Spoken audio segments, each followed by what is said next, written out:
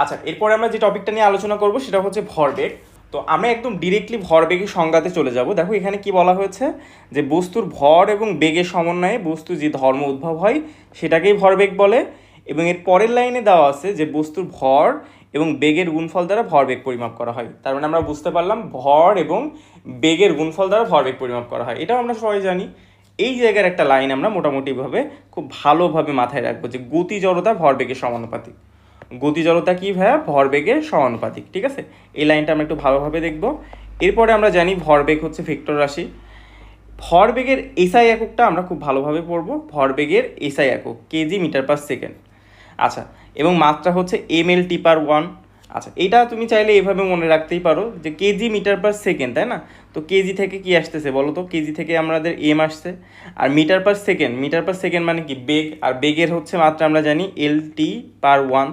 এই জায়গা থেকে কিন্তু আমরা একবারে ভরবেগের মাত্রাটাও কিন্তু মনে রাখতে পারি। তাহলে ভরবেগের একক হচ্ছে কেজি মিটার পার সেকেন্ড আর মাত্রা হচ্ছে ml/t পার ওয়ান। ঠিক আছে, এই দুইটা জিনিস আমরা একটু মনে রাখবো। তো দেখো এটা মেডিকেল অ্যাডমিশন টেস্ট 16-17 একটা কোশ্চেন। ঠিক আছে, মেডিকেল অ্যাডমিশন টেস্ট 16-17 একটা কোশ্চেন। ঠিক আছে, মাত্রা বা একক থেকে কিন্তু কোশ্চেন করছে ভরবেগের, হ্যাঁ, 16-17টা। আচ্ছা, পরে দেখো এরপরে আমরা কী নিয়ে আলোচনা করব। এরপরে আমরা নিউটনের গতির যে সূত্রগুলো আমরা অলরেডি কিন্তু বলছি, তাই না? তো তারপরে আমরা একটু দেখি কী বলা আছে। যে সবার প্রথমে 1667 সালে স্যার আইজ্যাক নিউটন, যদি সাল খুব একটা ইম্পর্টেন্ট না ফিজিক্সের ক্ষেত্রে, তারপরে তুমি যদি জানার ক্ষেত্রে তুমি দেখে নিতে পারো। 1687 সালে স্যার আইজ্যাক নিউটন তার বিখ্যাত অমর গ্রন্থ, এই গ্রন্থর নামটা একটু মনে রাখার চেষ্টা করবা। ঠিক আছে, মাঝে মধ্যে দেখা যাচ্ছে এখান থেকেই কোশ্চেন করে দিল যে কোন গ্রন্থে আসলে বস্তুর ভর, গতি বা বলের সম্পর্ক স্থাপন করেছে, এটা দেখা যাচ্ছে দিতেই পারে। তো গ্রন্থের নামটা একটু মনে রাখার চেষ্টা করবা। ঠিক আছে, যে গ্রন্থে ভর, গতি এবং বলের সম্পর্ক স্থাপন করেছে। আচ্ছা, তো এই যে তিনটা সূত্র দিয়েছে, প্রথম সূত্রটাকে আমরা বলি হচ্ছে জড়তার সূত্র, তাই না? তো জড়তার সূত্র মানে যে বস্তুটা স্থির আছে স্থিরই থাকবে, আর যে বস্তুটা গতিশীল আছে তাকে যদি আমরা ডিস্টার্ব না করি সে বস্তুটা গতিশীলই থাকবে, তাই তো? তো এটা হচ্ছে আমাদের প্রথম যে সূত্র, সেই সূত্রের সারমর্ম। সেকেন্ড লটা একটু খেয়াল করে দেখি। সেকেন্ড লটা আমাদের বলা হয়েছে ভরবেগের পরিবর্তনের হার, ভরবেগের পরিবর্তনের হার তার যে প্রযুক্ত বল সেটা সমানুপাতিক। অর্থাৎ বল যেদিকে ক্রিয়া করবে বস্তুর ভরবেগের পরিবর্তনের হারও কিন্তু সেদিকে ক্রিয়া করবে। এই লাইনটাও বেশ ইম্পর্টেন্ট একটা কথা, যে ভরবেগের পরিবর্তনের হার প্রযুক্ত বলের সমানুপাতিক এবং বল যেদিকে ক্রিয়া করবে বস্তুর ভরবেগের পরিবর্তনের হারও কিন্তু সেদিকেই ক্রিয়া করবে। ঠিক আছে, তো ডিরেকশনটা একটু ইম্পর্টেন্ট আছে। এরপরে বলা হয়েছে যে নিউটনের তৃতীয় সূত্র, প্রত্যেক বস্তুর সমান ও বিপরীত প্রতিক্রিয়া আছে। আচ্ছা, সমান ও বিপরীত প্রতিক্রিয়া যদি থাকে, মনে করো তোমার ক্রিয়া বল হলো F1 বল, আর প্রতিক্রিয়া বল আমি মনে করো তোমাকে বললাম প্রতিক্রিয়া বলটা হচ্ছে F1 ড্যাশ। তাহলে বলো তো সমান ও বিপরীত, তার মানে কি এই জায়গাটাতে মধ্যবর্তী কোণ কত হচ্ছে? 180 ডিগ্রি হয়ে যাচ্ছে না? 180 ডিগ্রি হচ্ছে। তার মানে এই কোশ্চেনটাও কিন্তু আসতে পারে যে সমান ও বিপরীত ক্রিয়ার, তার মানে এই কোশ্চেনটাও কিন্তু আসতে পারে যে নিউটনের তৃতীয় সূত্র, এই যে আমাদের বলা হয়েছে যে প্রত্যেক বস্তুর ক্রিয়ারই সমান ও বিপরীত প্রতিক্রিয়া আছে, তাহলে এই যে ক্রিয়া প্রতিক্রিয়ার মধ্যবর্তী কোণ কত? অবশ্যই 180 ডিগ্রি হবে। ঠিক আছে, আচ্ছা, তাহলে আমরা এই তিনটা সূত্র কিন্তু মোটামুটি বুঝে ফেললাম। এরপরে চলে আসি প্রথম সূত্র। প্রথম সূত্র নিয়ে আমাদের আর কিছু পড়ার নাই, এই জায়গা থেকে শুধুমাত্র জড়তার সূত্র এই জিনিসটা পড়লেই হবে। তারপর একটু আসি দ্বিতীয় সূত্র। দ্বিতীয় সূত্রটাও আমরা এক নজরে পড়লাম, যে ভরবেগের পরিবর্তনের হার তার প্রযুক্ত বলের সমানুপাতিক এবং বল যেদিকে ক্রিয়া করবে বস্তুর ভরবেগের পরিবর্তন হারও সেদিকেই ক্রিয়া করবে। একই কথা বারবার বলা হয়েছে। তো দেখো এই জায়গাটাতে ভরবেগ P সমান mv, এটা আমরা একটু আগেই জানলাম। দেখো এই জায়গাটাতে কিন্তু বেশ ইম্পর্টেন্ট একটা লাইন, যে ভরবেগের পরিবর্তনের হার, আমরা যদি টাইমের সাপেক্ষে যদি আমরা ভরবেগের পরিবর্তনের হারটা চিন্তা করি, সেই ক্ষেত্রে কিন্তু আমরা এই লাইনটা খুব ইজিলি লিখতে পারবো। আর এখান থেকে ডিরেক্ট কিন্তু এমসিকিউ আসতে পারে, আসতে পারে, হ্যাঁ। তো এটা আমরা একটু ভালোভাবে দেখব। আচ্ছা, এখান থেকে এর পরের লাইনটা একটু খেয়াল করে দেখো। আমরা যদি ফার্দার ক্যালকুলেশন করি তাহলে আমরা একবারে বলতে পারবো এখান থেকে এফ সমান কে এম এ, আর কে এর মানটা আমরা আসলে 1 ধরে নিই। সেই ক্ষেত্রে আমরা এফ সমান কি লিখতে পারি ভাইয়া? সেই ক্ষেত্রে আমরা এফ সমান লিখতে পারি হচ্ছে এম এ। ঠিক আছে, তো এখান থেকেও কিন্তু মেডিকেল অ্যাডমিশন টেস্টে অনেকবার কোশ্চেন এসছে। আমাদের মাঝে মধ্যে দেখা যাচ্ছে এই ভেক্টর চিহ্নটা উল্টোপাল্টা হয়ে যায়। যেমন দেখা যাচ্ছে তোমার দেওয়া হলো যে এফ সমান এম এ, এরকমভাবে দেওয়া থাকতে পারে। আবার দেওয়া থাকতে পারে এফ সমান এম এ, এই দুইটার কোনোটাই কিন্তু আসলে সঠিক না। সঠিক না কেন? কারণ ভেক্টর হচ্ছে এফও ভেক্টর রাশি, আবার ত্বরণও কিন্তু ভেক্টর রাশি, তার মানে তোমাকে দুইটাই এইভাবেই প্রকাশ করতে হবে। ঠিক আছে, তো একটু মাথায় রাখবে এই জিনিসটা, যে এই ভেক্টর প্রকাশের যে দিকটা, এই জায়গাটাতে শুধুমাত্র ভরই কিন্তু স্কেলার রাশি, বল এবং ত্বরণ দুইটাই ভেক্টর রাশি। ঠিক আছে, আচ্ছা, তো এইটা মেডিকেল অ্যাডমিশন টেস্টে অনেকবার এসছে। মেডিকেল অ্যাডমিশন টেস্ট আমি যদি বলি 14-15-তে একবার এসছে, তারপরে তোমার হচ্ছে 16-17-তে একবার এসছে, 18-19-এ একবার এসছে। ঠিক আছে, তো সিম্পল একটা কোশ্চেন, কিন্তু দেখো কত জায়গায় এসছে। শুধুমাত্র মেডিকেলে এখান থেকে 3বার কোশ্চেন করছে, কারণ এই জায়গাগুলো থেকে কিন্তু আসলে স্টুডেন্টরা ভুল করে। ঠিক আছে, আচ্ছা, এরপরে আমরা একটু নিচে চলে আসবো। দেখো এখানে জেনে রাখো বলে একটা লাইন আছে। তো এই জেনে রাখো এটা ভেরি ভেরি ইম্পর্টেন্ট। আমি প্রথমেই বলছিলাম যেখানে বলবে যে জেনে রাখো, এই লাইনগুলোর টিচারদের কাছে কিন্তু আসলে খুব প্রিয় লাইন। ঠিক আছে, জেনে রাখো।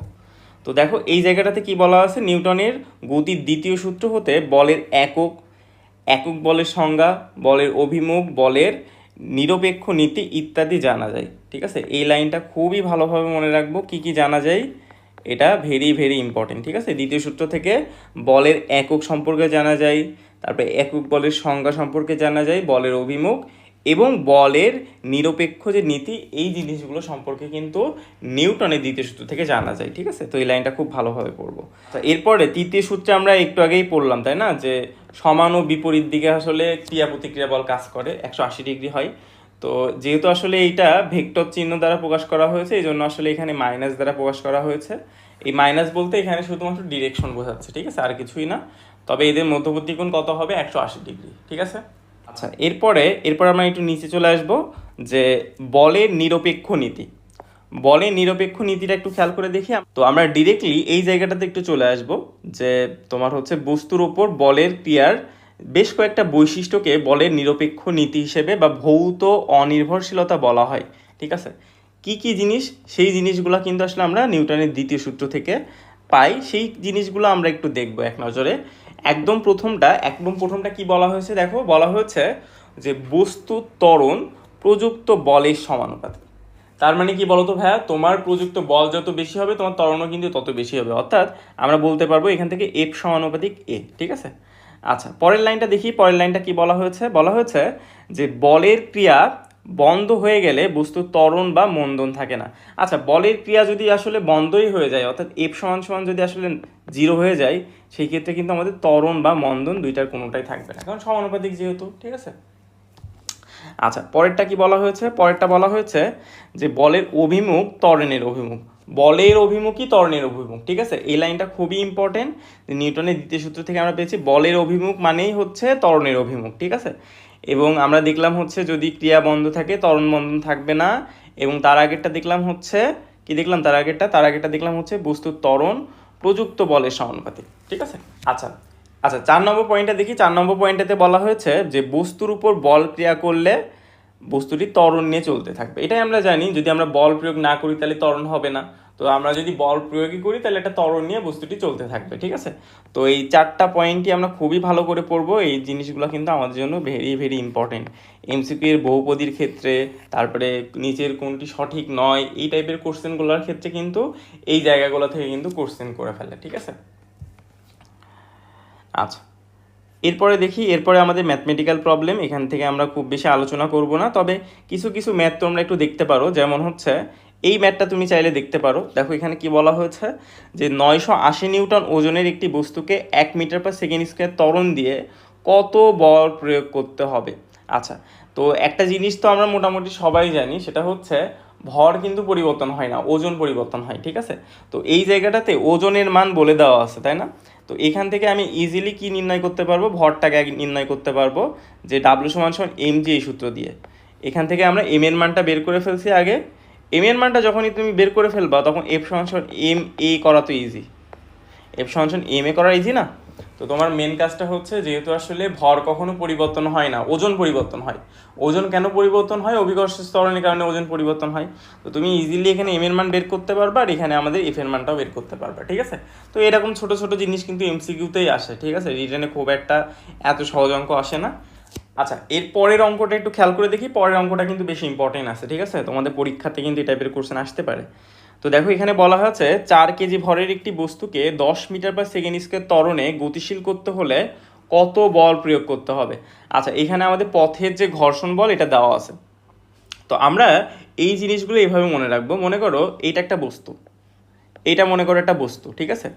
তো এই জিনিসটাকে তোমাকে কি করা লাগবে, গতিশীল করা লাগবে। তার মানে তোমার প্রযুক্ত বল যদি এই দিকে দিতে হয়, এটা আমি যদি প্রযুক্ত বল ধরি এফ, তাহলে তোমার যে ঘর্ষণ বল কোন দিকে কাজ করবে ভাইয়া? ঘর্ষণ বল অবশ্যই গতির বিপরীতে কাজ করে, আমি ছোটদের এফ দ্বারা প্রকাশ করতে পারি। তাইলে দেখো আমাদের সূত্র আমরা কি জানি, সূত্র আমরা জানি সামেশন এফ সমান সমান এম এ, তাই তো। আমি সামেশন এফ না দিয়ে আমি এফ ড্যাশ দিলাম, ঠিক আছে। তাহলে দেখো একটু খেয়াল করে, আমি এফ ড্যাশ সমান সমান কি লিখতে পারবো, এফ তো কোন দিকে কাজ করছে, ডান দিকে কাজ করছে। তাইলে আমি একটা কাজ করতে পারি না এখানে, আমি কিন্তু ইজিলি লিখতেই পারি এখানে যে F minus F equal to M A, ঠিক আছে। এই এফটা মনে করা হচ্ছে আমাদের প্রযুক্ত বল, এই এফটা আমাদের প্রযুক্ত বল। আর এই এফটা কী ভাই, এই এফটা হচ্ছে ঘর্ষণ বল। আর এখানে তুমি এম এর মানটা ইজিলি নির্ণয় করতে পারবা। এখানে আমাদের হচ্ছে ত্বরণের মানটা দেওয়া আছে, এম এর মানটা দেওয়া আছে। তাহলে তুমি ইজিলি কিন্তু এই জায়গা থেকে প্রযুক্ত বল কত হবে এটা কিন্তু বের করতে পারবা, ঠিক আছে। এটা বেশ ইজি একটা ম্যাথ। আর এই টাইপের ম্যাথগুলো কিন্তু খুবই ইম্পর্টেন্ট, হ্যাঁ, এই টাইপের ম্যাথগুলো কিন্তু খুবই ইম্পর্টেন্ট। হ্যাঁ, তুমি যদি একটু প্র্যাকটিস করো, তুমি এমসিকিউ হোক রিটেন হোক এই টাইপের কোশ্চেন খুব দ্রুত সলভ করতে পারবে। ক্লিয়ার?